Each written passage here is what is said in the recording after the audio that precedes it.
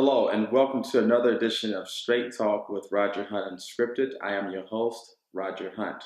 Today, we're going to talk about another exciting topic, or whether you call it exciting or not, but a topic that has affected many Americans and people around the country, around the world. We're going to be talking about suicide this evening, a very touchy situation, but at the same time, whether we've had thoughts of suicide ourselves or may even know someone that has committed uh, suicide and has been affected by it. Uh, I'm with tonight none other than Mr. Roland Bain. Welcome to the show. Appreciate you taking time to join us. And we were talking a little bit candidly, about the subject matter of suicide. First of all, tell us a little bit about you. You're with the American Foundation for Suicide Prevention here in Atlanta, Georgia. You guys do a lot of great work in, of course, the prevention of it, if we can say that, but then also getting the word out to help other people that may, have that thought process in their mind. But tell us a little bit about yourself, and then tell us about your organization. Well, terrific, and thank you for hosting this conversation on suicide and suicide prevention. I come to suicide prevention having been a survivor of suicide loss. My father-in-law took his life in 1992. His brother, my wife's uncle, took his life in 2013.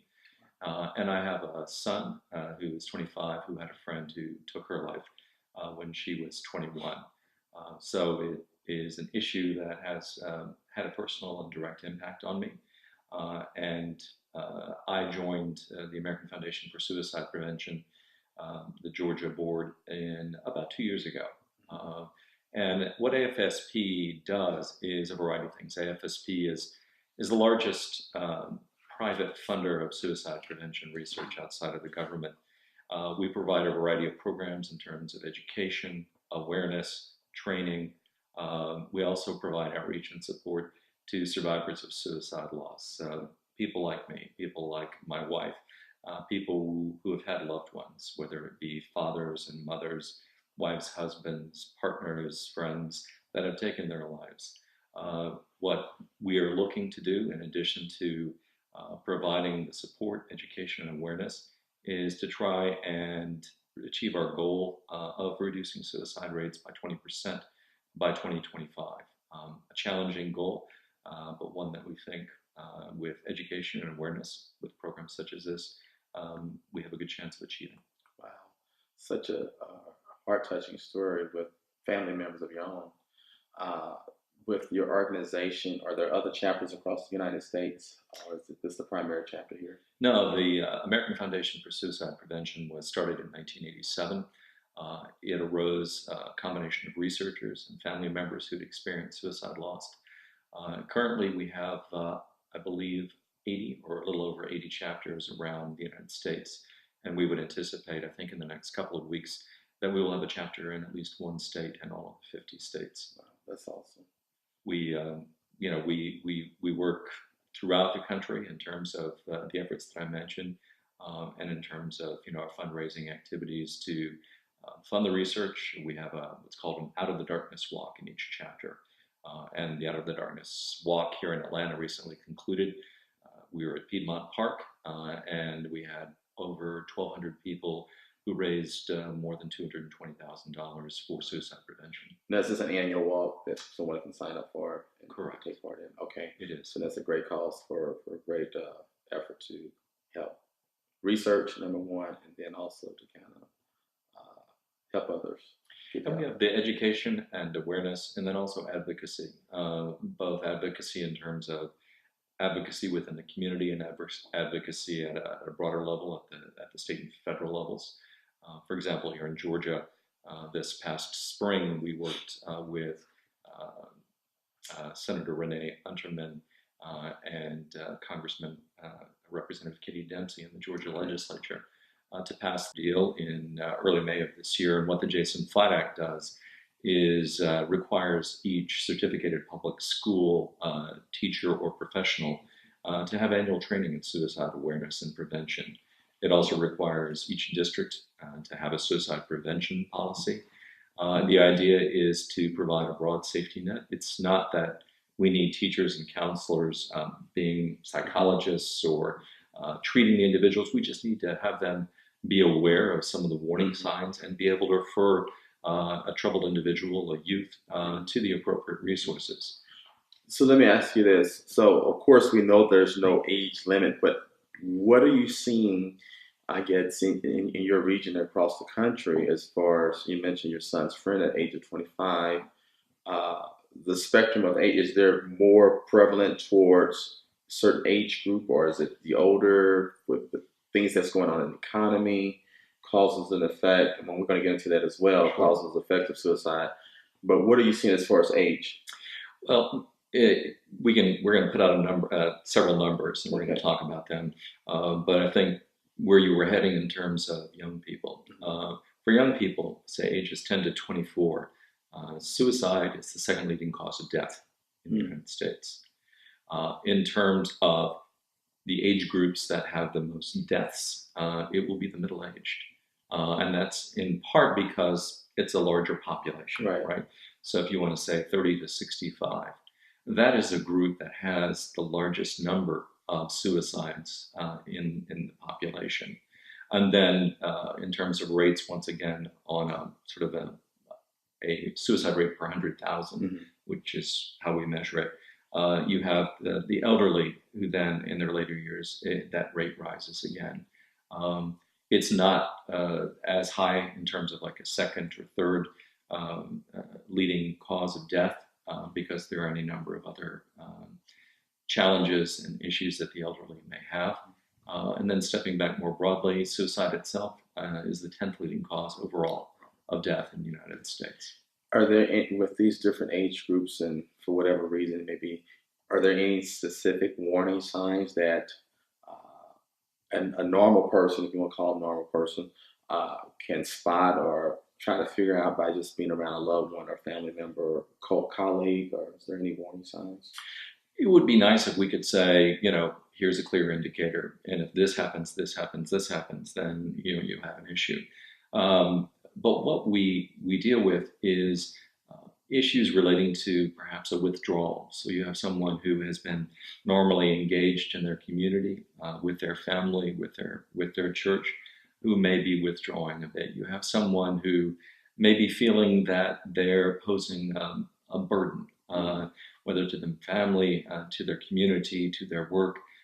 You see people who may withdraw. You see people who feel perhaps a sense of worthlessness, a helplessness. You see them perhaps acting in manners, critical things like if they're giving away possessions, especially prized possessions. You know, it's one thing if you're moving from place to place and you have to get rid of some things, but if you have a trophy, a Bible that your grandmother gave you, something like that, right? And you see them giving those away, that should cause you to stop and ask. And the important thing is to ask. A lot of people think that if you bring up the issue of suicide, that it will somehow cause someone who might not be thinking of suicide to consider it. And the research is very clear that talking to a person about whether they are considering suicide, do they have ideas, do they have plans, is actually a very effective way of looking to prevent that. Because what the fundamental challenge of an individual who is considering suicide is a lack of connectedness between themselves, loved ones, between themselves and the community. And so to the extent that you can show that you're reaching out, that there are individuals and organizations, faith communities that want to connect, then you start building the resilience that's necessary. Because the suicidal ideas and thoughts are not necessarily something that remain. They can be a passing thing. And so the view is if you save a life in the short run, you probably save a life in the long run. Right. Hold that thought right there. Don't stop the camera. Is my green light on the mic? Yes. Okay, I just want to make sure. Okay, we're good. Okay, we're going to pick it back up from here. And so, in speaking of that, then how does the angel of mercy, the doctor death, is like death by someone else's hand, sort of say, because the illness is just unbearable, so they have someone do it, or the angel of mercy, they call it. how does that play into the suicide role? And you get people or see people doing that. I'm just going to have someone in my life take medications or. You see it. I mean, there are a variety. Clearly there are a variety of ways that people attempt to take their life. The one that is the most lethal is guns. Guns account for over 51% of suicide deaths. But interestingly, guns are not, if you will, the majority choice in terms of people who attempt suicide. More people will attempt suicide by overdose, intoxication. So, for your example, taking drugs and overdose, drinking and drugs. People will attempt strangulation, hanging. People will attempt a variety of methods. It's just that guns are lethal in 85% of the time that you use it. The other methods, for example, drug overdose, what that offers is a chance for an individual to reconsider.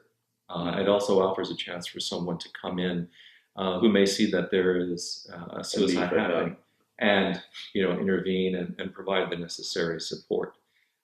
So it depends in part upon the means that one chooses, because when you use a gun and you pull the trigger, there's not a chance for reconsideration. Yeah, it's almost that instantaneous correct end to life. And sure enough, with and whether or not this is the case, but some of our late, celebrities, you look at Miss Houston and even the daughter. Yes. In their situation, Robin Williams, depression and just withdrawn, and you would have not have thought that, with Mr. Williams himself, I certainly would have thought. I mean, I thought it was a outstanding comedian. I miss him. You think about people like that and to take their life. The football player out of Kansas City with the suicide murder with his wife and his child. It seems as though they have everything to live for, and yet they decide that it's time. I don't want to be here anymore because I'm depressed or whatever reason, whether it be the finances or the child support. I'm not going to pay child support or whatever the situation may be, and people find it as an easy escape, an easy way out. Some people say it's the cowardly way out, but how and saying that what I just said, the cowardly way, how do you address, with family members that may say, well, they were cowards or they ended the life? I mean, and again, I don't call a person that takes a life count. Apparently, they were sick. There's something that affected them. We may not ever know, correct, because we're not in the mind. Some people leave notes and some people don't. But how do we address the coward issue of just taking the easy way out, as some people call it? And it's a good question, and one that I'd like to start with by rolling back to what you were talking about at the initial, which is we look at the individual and we think, how could they take their life, right? They have so much going for them. They're young, they're strong, they have a family that loves them, and it's our perspective. And sometimes it's unfortunate that it's not the same perspective that they have. Looking out from their eyes, they're seeing a lot of hurt, a lot of pain, a lot of disconnection, feelings of burdensomeness, even if it's hard for us to realize that. And in many instances, what you see with suicide is that it's not a cowardly way. It's that they have come to the point where they think that the only solution to all the pain that they're feeling, and it may be psychic pain, emotional pain, physical pain, that the only solution is to take their life. But as we discussed before, that's something that leads up to it. And to the extent that you can move through that crisis situation and de-escalate it, then the likelihood is that an individual who has attempted suicide but has not completed it, 9 times out of 10, they will not attempt suicide again. It is a response at times to a confluence of events, a moment where they feel that they have nowhere to turn to, that there is no other alternative. When we're looking at them and thinking, we would have loved to provide the alternative. Because, and actually, like I said, we're not walking in that person's shoes, or really understanding what they're dealing with, whether we our perception of what they're dealing with or not, is really irrelevant, because as long as that person feels as though that right now I'm hopeless, there's not a need for me to go on. So, and part of the reason, again, we do this show uh, is to bring hope, to inspire. So, if there's someone watching this, we would hope that, we consider get some help. They may not even sometimes they even know that help is available. Although there's a lot of agencies around the country that provide certain helps and resources, but just a matter of getting to the resources. Will I be looked at as a failure if I go in as a weak person, character, all these things, or whatever they may be going with or dealing with, even for family members that are watching? Because a lot of times we may think that we can see the signs and things of that nature, but really just say, oh, just play it like you say, start giving your prized possessions away. But don't think anything of it. But at the same time, don't ask the question, because I don't want to offend that person in that action. Um, Or I don't want to know the answer. Right, exactly. So the fear of unknown is the danger part of not knowing. And in that case, then after the fact that it happens, then, oh, I should have said something. I saw the signs, but I just ignored them. Exactly. And I think, to your point, both the individual and family members, friends, loved ones around them, the individual should understand that they can reach out, that there are a variety of resources.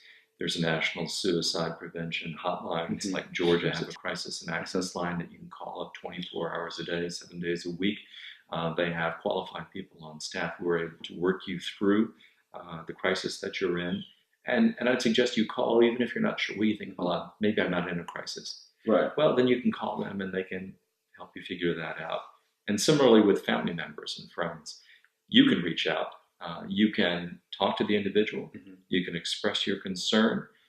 You can express a willingness to help them, to walk with them for the period that they're experiencing the stress. You can walk with them to a minister, a psychologist, a doctor. You can take them to the necessary resources to be able to make it through this transition period. And as you said, people say, well, suicide, it's a moral failing. It's a weakness. It's not. It's not a moral failing. It's not a weakness. It's not a character flaw. Suicide is a public health issue, and we believe passionately that suicide is preventable with help from the broad community. Exactly. Now, with I'm going to touch on a couple of groups. Post-traumatic stress with our military. What do you all see coming from that? People coming back from the military, past veterans, and then people that have fought in the recent wars with Afghanistan, ISIS. Sure. What have you all seen with that? We've seen, what we see is the numbers that are saddening for all of us. We see men and women who have put themselves in harm's way for us, who are coming back and finding it difficult, whether it's difficult in just the transition from military to civilian life, or difficulty that's compounded by the challenges that they faced in the military. I have a nephew who served in the Marines in Afghanistan and Iraq, and he has lost more friends to suicide since returning than he lost to combat. And he was in combat in both places. So what we see is a significant challenge for our military, but a challenge that's also being addressed and focused on by the Department of Defense, by the Veterans Administration.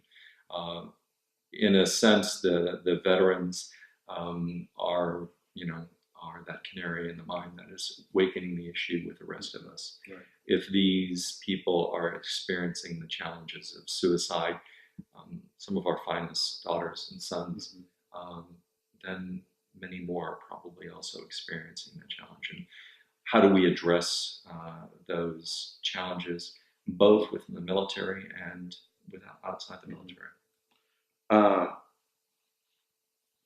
You talked about the military people.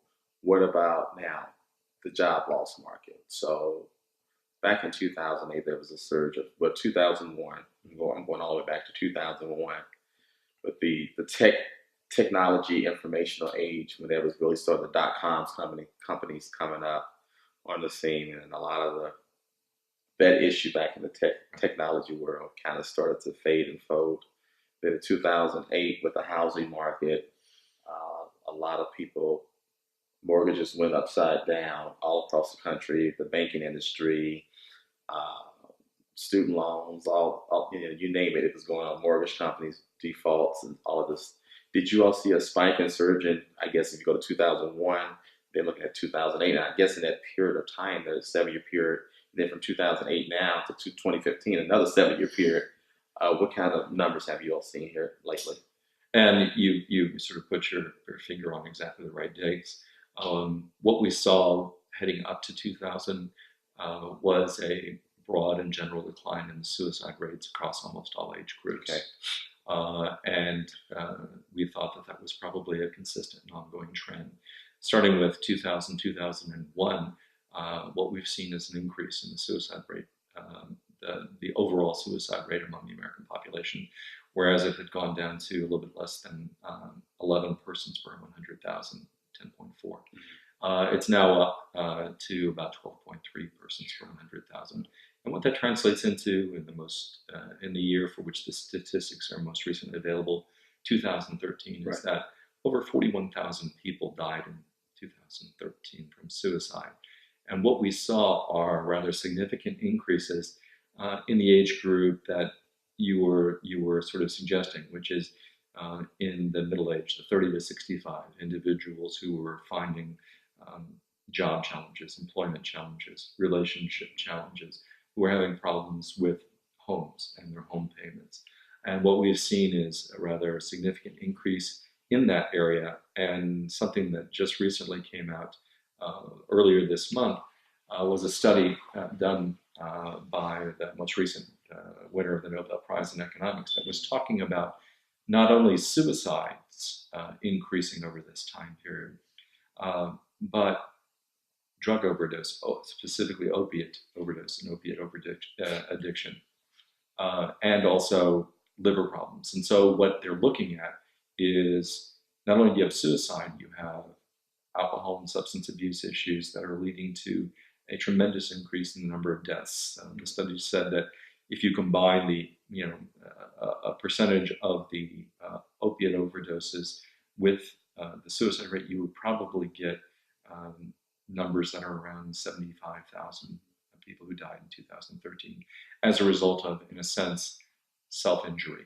whether directly as suicide, through drug overdose, accidental or on purpose, through a combination of alcohol and substance use. And so what you have seen is, although in most countries that we keep track of, suicide rates decreasing, what you have in the United States is a rather anomalous situation of suicide rates increasing a bit, and suicide rates increasing more dramatically for the 30 to 65-year-old age category. You're listening to Straight Talk with Roger Hunt Unscripted. I'm with none other than Mr. Roland Bain with the American Foundation of Suicide Prevention. When we come back, we will talk race as far as suicide as it relates to the issue of suicide. Stay tuned. We'll be right back with Straight Talk with Roger Hunt Unscripted. Welcome back to Straight Talk with Roger Hunt Unscripted. We're here again with Roland Bain with the American Foundation for Suicide Prevention here in Atlanta, Georgia. And again, thanks again for being on the show tonight. We appreciate your time and giving up your personal day and evening.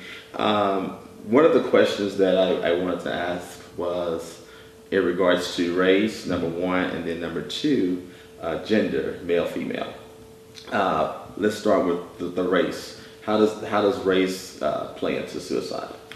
If you want to think through suicide prevention, you can think through any number of categories. As we've been discussing for a large part, we talk about age. Right. But now let's talk about race. And what you will find is that there is a clear difference between races in terms of suicide rates, suicide attempts. At the sort of the most likely to attempt suicide would be Native Americans, American Indians, Alaskan Indians. Then you would have white Americans, and then you would have a rather significant decline to Asian Americans, and then another decline to African Americans and Hispanics. See, and I'm sorry, and I guess and I guess in looking at numbers and stuff, I didn't think that. I would not have thought that. I would have just thought it was just kind of the opposite slightly. Yeah. You know, white, black, Yeah. Asian, then a Native American, just the flip side of that. Exactly. I guess is my thought process of that. But yeah, that's kind of startling though. Yeah. Well, what's interesting is that if you look at it, 70% of the individuals who die by suicide are white males, which then leads into your other question with regard to gender. And while women are 3 times more likely to attempt suicide, men are 4 times more likely to complete suicide. So if you have 100 people who have completed suicide in a year, 80 of them will have been men. Is it you feel like that women, I guess, in the side in dealing with certain issues are stronger? I'm just wondering about that with the sexes. Are women in terms of various issues stronger than men to handle the pressure? And it would be nice if there were clear answers, and it's part of the research that's going on, because once you sort of identify different rates of suicide among different groups, whether it's age, gender, sexuality, whatever it may be, then it's interesting to try and figure out why it's lower in certain ones. With women, there is some view that the reason why they attempt more but complete less is that they are much less likely to use guns in the process of attempting to take their lives. Guns are primarily used by men, and women attempt other methods, which we've discussed before in terms of intoxication, drug overdose, hanging, things that may allow you to reconsider and may allow someone else to find that you are attempting and intervening. But for men, since many of them use guns in their suicide attempts, and since guns are lethal 85% of those times, that's why you see the role that you see. So you see white males as being probably the largest group in terms of overall numbers of completed suicides in each year. Okay. Now I know we talked about the walk as one of the programs that you have as far as to kind of bring awareness of suicide. What are the programs that you have in place? Sure. We have a number of different programs, outreach and education programs. We have walks for each chapter, as you discussed, the Out of the Darkness walk. We also encourage college campuses to have their walks. So we have walks in Georgia State, and throughout the state, individual schools will have their own walks to try and raise awareness, because college students are an at-risk category. As we mentioned before, the age group 10 to 24, suicide accounts for is the second leading cause of death among those people. And what you see is sort of a pattern, not to oversell it, but a pattern among individuals who leave the home, go to college, and feel the stress there that perhaps they're not able to achieve and deal with. Okay, and you can look into that.